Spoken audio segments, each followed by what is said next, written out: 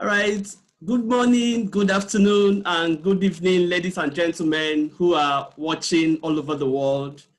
Today, we have another interesting moment to discuss a very key topic that has become very topical in 21st century.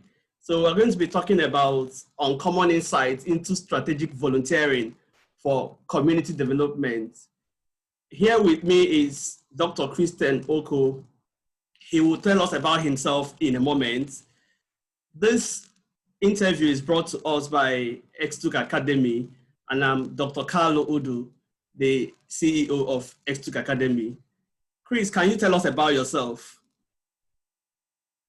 Okay, thank you very much, Dr. Carlo. I'm Christian Oko. I'm a medical doctor who is passionate to better the lives of people underprivileged living in our society. I'm a Chevening scholar in the University of Birmingham in the UK, and I'm studying for a master's in health economics and health policy. Okay, I'm also the founder and executive director of Healthy and Smart Children Foundation in Nigeria. And it's an honor to be here with you. Thank you very much. Thank you. You're welcome, Christian. As you can see, he has an impressive profile. So he's going to be talking about his experience into volunteering for community services. So we're going to go straight into our discussion for today. Please, Chris, can you tell us about your volunteering experiences? I know you have a lot of them. Please, can you show the audience what you've got all this while in your experiences? Okay, thank you very much. Volunteering experiences for community development, I believe, is something that swells out of passion see people to see people live better lives, and not just passion. It's something that should swing one into motion too. There must be a passion and motion, because many people have beautiful ideas in their minds, but they don't tend to launch out to carry them out. Okay, so when I was in the University of Nigeria, I do join Christian organizations to go for free medical outreaches in communities. There I caught the passion to offer services to help people who are living in the rural communities. Okay, so when I went to serve the country in Bayelsa in 2016, I had it lined up in my mind that it was going to be a very good opportunity to touch lives in as many ways as I could. So I had the intention of meeting people. Because I'm a doctor, I was going to meet people's needs medically. But beyond medicine, I also had the interest to go to the schools and inspire young ones. I had the interest to invest in their education.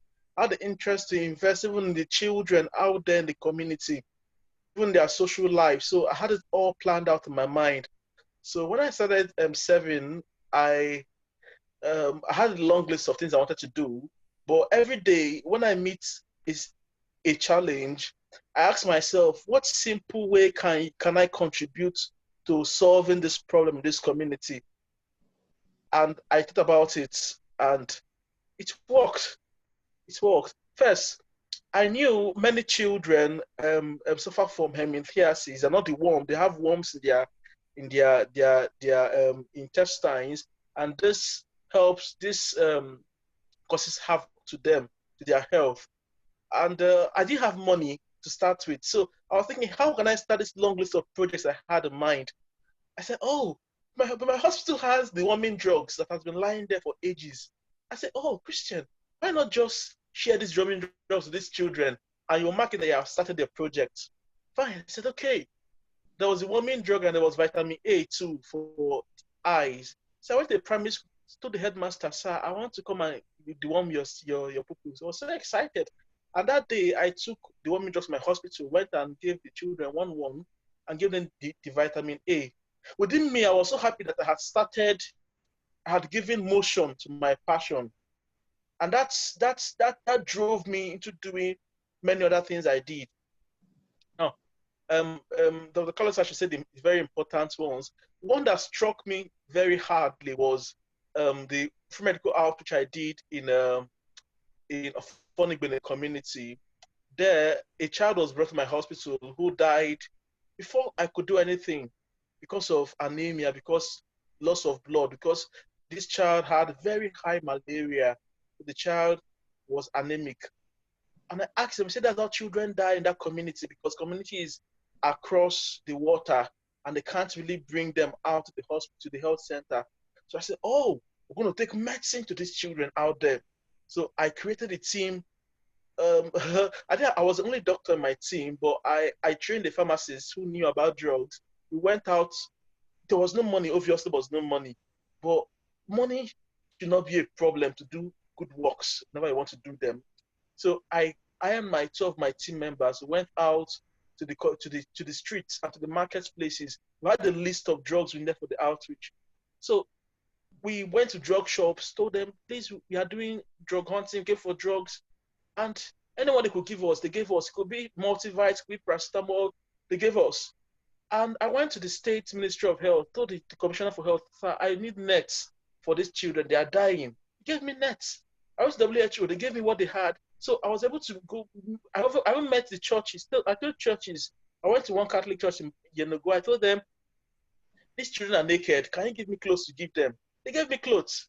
So it took my guts to meet these people, to get things. And I created my team. And we got a boat and we went across the water to do this outreach.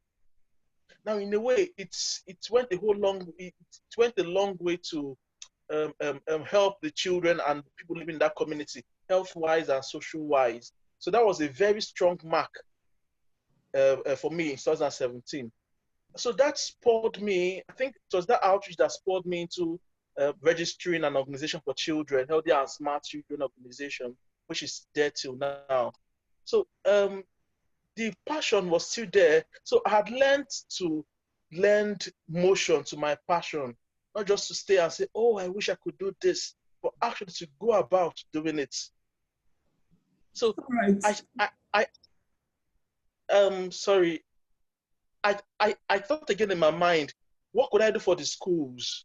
I said, okay, I went to the school. I saw these children didn't have books or pencils and their toilet was broken down. I said, oh, can I help them fix this toilet? Can I help them get books? I met people and they gave me money for it.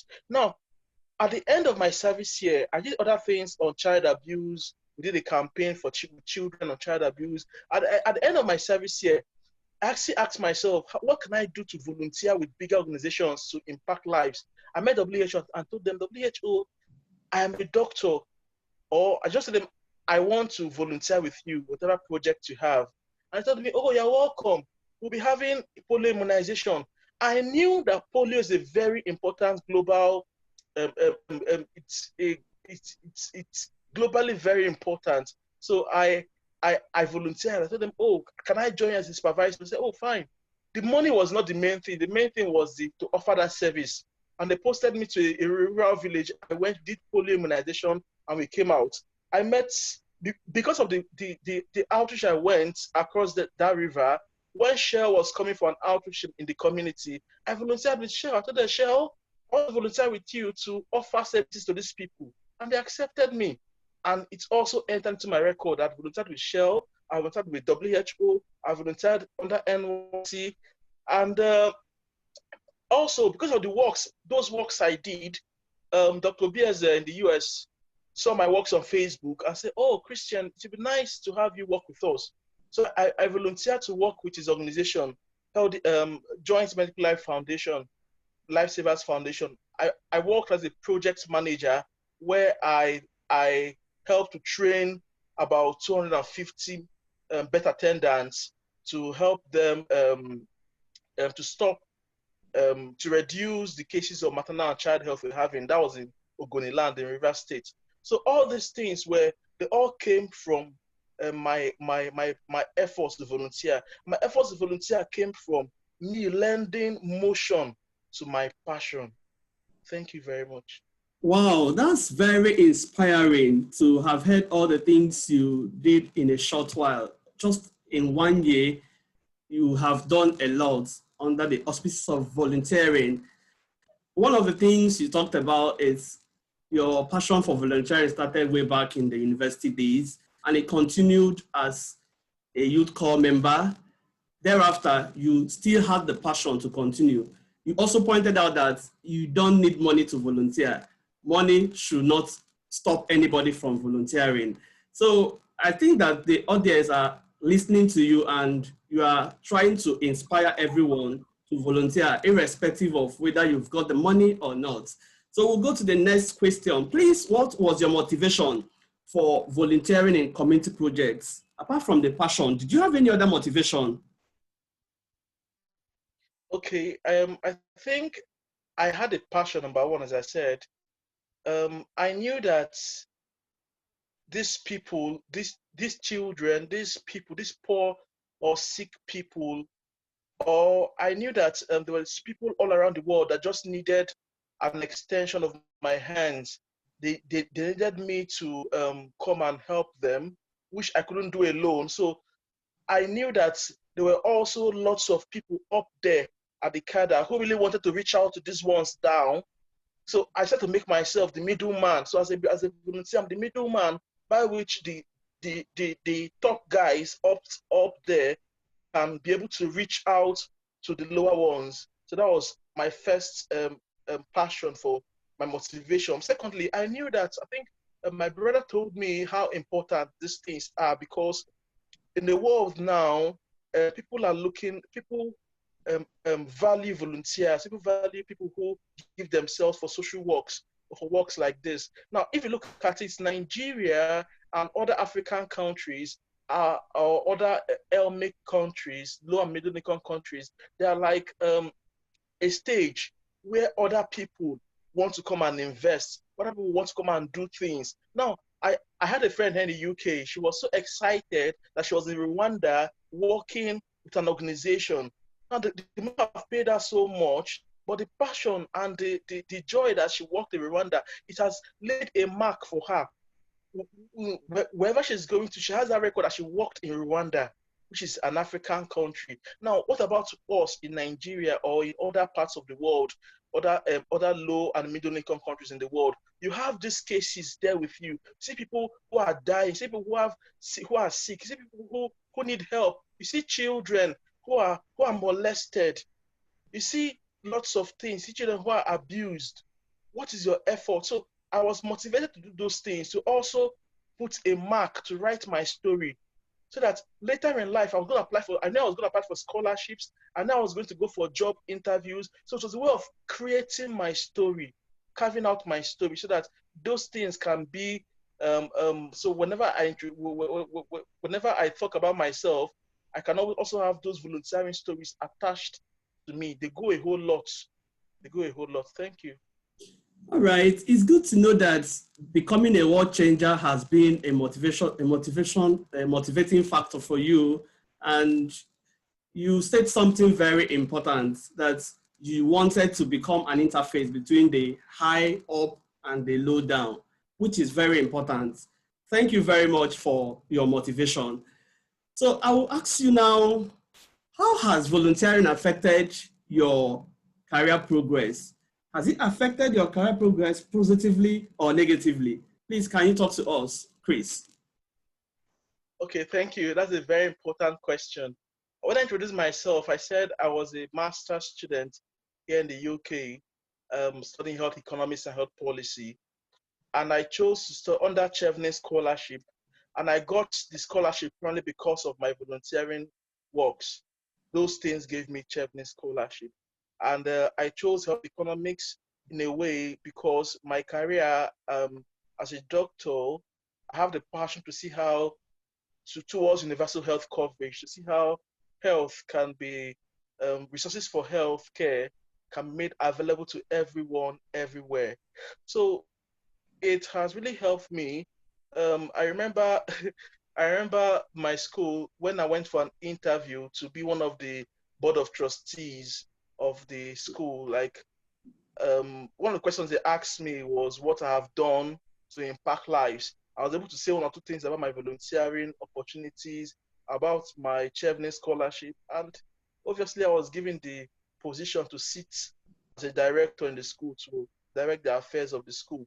So it goes a long way. It has helped me in a whole lot of ways. And in my country too, after my works during my NYSC service year, I was the best score member in the states then, and we're projected for a national award, which might come up next year or so. So volunteering has really helped me a whole lot and has also given me strong linkage. I told you I volunteered with Shell for an outreach. For me, I wasn't paid for that outreach. Other doctors were paid, but I wasn't paid because I just came to volunteer. But after the outreach, whenever they went for subsequent medical outreaches, they always called me to join them. And I was able to get strong links there in Shell. I got strong links with the WHO. I got strong links in other places also. So generally in life, volunteering helps you to strengthen your networking, especially when people know that you're not just for the money, but for impact. That alone will make them jump to you. And subsequently, you get the money. You get everything you ever wanted. Thank you. Wow. That's very important to reiterate the point you just made now. People will want to have you around them, especially when they know that you're not just there for the money, but for the impact. Yeah. So I would like you to add, I would like to add, have you regretted volunteering for any reason? I don't think so. Though it's at the time it might seem stressful. It might seem that okay, for example, when I volunteered with Shell, other doctors were paid full time, but I wasn't paid. I felt bad. I mean, I worked so hard, I wasn't paid, but I knew, number one, that the lives I touched were happy, and number two, I was happy with the strong linkage I'd created with them. So I don't think there's I regretted anything, but I think I invested to gain in the future. Yeah. Okay, investing to gain in the future. That's another point that I will take home today. Thank you for all these nuggets you're releasing to us in our interview today. So please, what are volunteering opportunities available for early career professionals? People will want to know if they can volunteer, how they will go about it, where they can go for volunteering opportunities. Can you talk more about this, Chris? Okay. Yeah, there are volunteering opportunities everywhere. I mean, everywhere.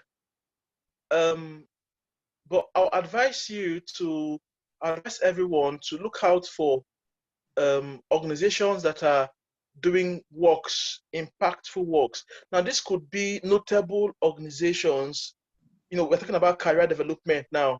This could be notable organizations. There could be something you have to contribute to them, and it mustn't be a whole long year. It could just be for a few weeks, but the opportunities are there.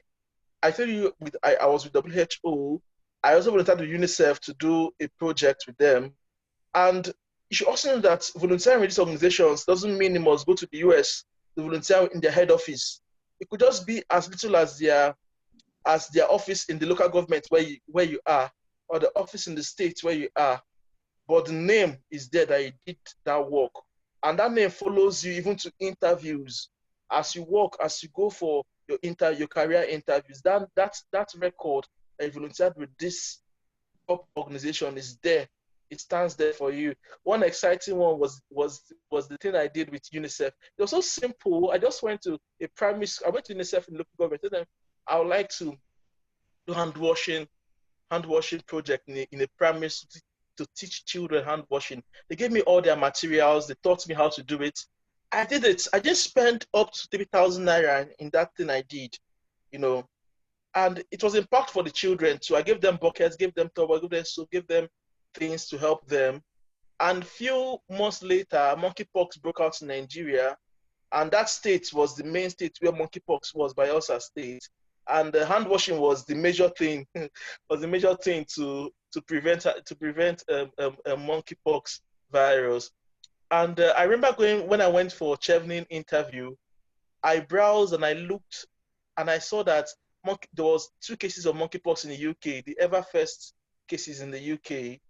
I told the people in the interview that, wow, you see, they had 2 first cases from the UK. and they're from Nigeria. And this is what I did with UNICEF, because I did under UNICEF to help to help prevent monkeypox.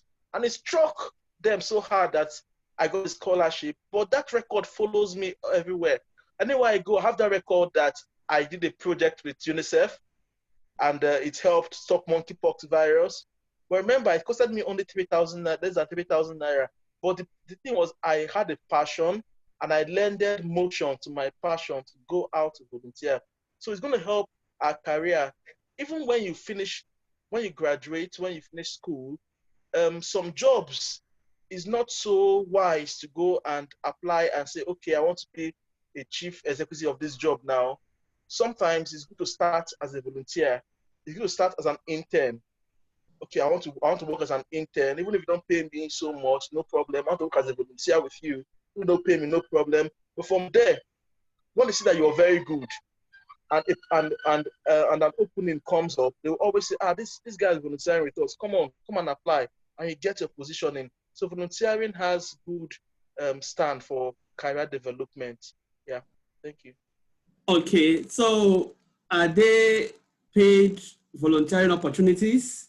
Or you've talked about unpaid volunteering opportunities? Well, from the word volunteer, volunteer doesn't suggest payment, but behind it, there could be payment. There could be lots of payments, lots of allowances. But that word volunteer doesn't suggest payment. And you shouldn't have bear payment in mind, because when you bear payment in mind, there's a particular amount you want to be paid. And when you're not paid that, it feels so bad. So if you have that mindset of volunteering, just get in your mind that I'm not going to get money from this, but I'm going to get other things. And believe me, the money will come.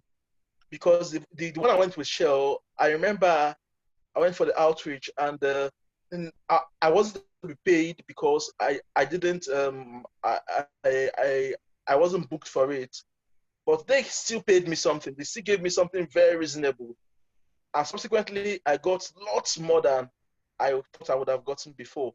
So your mindset for volunteering shouldn't be the payment, but surely the payment will come, and to be very, very worth it.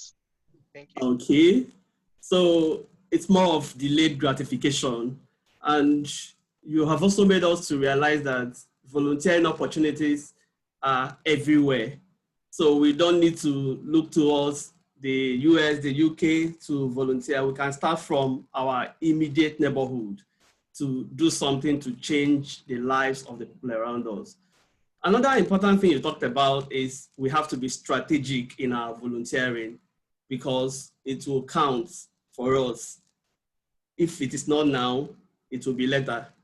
Thank you so much. So to wrap up this discussion, what will you have to tell our audience concerning volunteering? Your last words, please.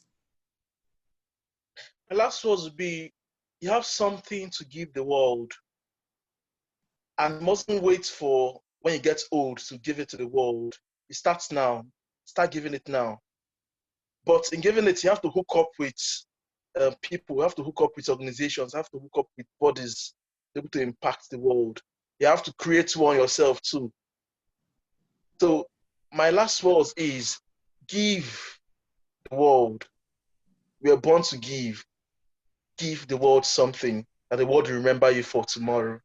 Thank you.